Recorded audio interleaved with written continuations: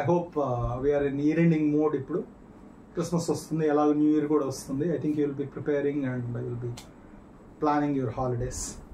అయితే చాలామందికి ఉన్న డౌట్, బీఫామ్ పిల్లలకి, బీఫామ్ చేసి ఒక 1 year 2 years జాబ్ చేస్తున్న వాళ్ళకి, సార్ నేను ఎంఫామ్ చేయొచ్చా, ఎంబీఏ చేయొచ్చా? ఓకే, అది మీ ఇంట్రెస్ట్ని బట్టి కూడా ఉంటుంది. కొంతమంది మార్కెటింగ్ ఇంట్రెస్ట్ ఉంటుంది, సాఫ్ట్ స్కిల్స్ బాగుంటాయి, కమ్యూనికేషన్ స్కిల్స్ బాగుంటాయి, నేను ఫాస్ట్గా గ్రో కావాలి, ఎక్కువ ప్యాకేజెస్ కావాలి అని అనుకున్నప్పుడు మీరు బీఫామ్ అయిపోయిన వెంటనే ఫుల్ టైం ఎంబీఏ అయినా చేయొచ్చు.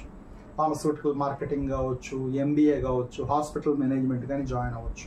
లేదు సార్ నాకు ఇట్లా విజిలెన్స్ ఇలా ఇంట్రెస్ట్ ఉందంటే మీరు ఎంఫామ్ కాలేజీ కానీ ఎంఫామ్ ఫార్మసీ ప్రాక్టీస్ కానీ చేరొచ్చండి. లేదు కోర్ ఫార్మా ఇంట్రెస్ట్ ఉందంటే ఎంఫార్మస్యూటిక్స్ అనాలిసిస్, కెమిస్ట్రీ, QA/QC జాయిన్ అవ్వచ్చు. ఎంఫామ్ డ్రగ్ రెగ్యులేటరీ అఫైర్స్ కూడా ఉంది.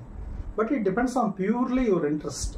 అంటే ఇనిషియల్గా ప్యాకేజెస్ బాగుంటాయి, ఎంఫామ్తో కానీ ఎంబీఏతో కానీ బాగుంటాయి. ఎంబీఏ వాళ్ళకి కొద్దిగా ఫాస్ట్గా ఉంటుంది ప్యాకేజ్, అంటే 5 lakhs 6 lakhs ఇచ్చే ఛాన్సెస్ కూడా ఉన్నాయి, ఎస్పెషల్లీ నైపర్లో ఎంబీఏ చేసినప్పుడు. Thank you so much. ఇలాంటి క్వశ్చన్స్ కోసం కిరణ్ సార్ని అప్రోచ్ అవ్వండి. Thank you so much.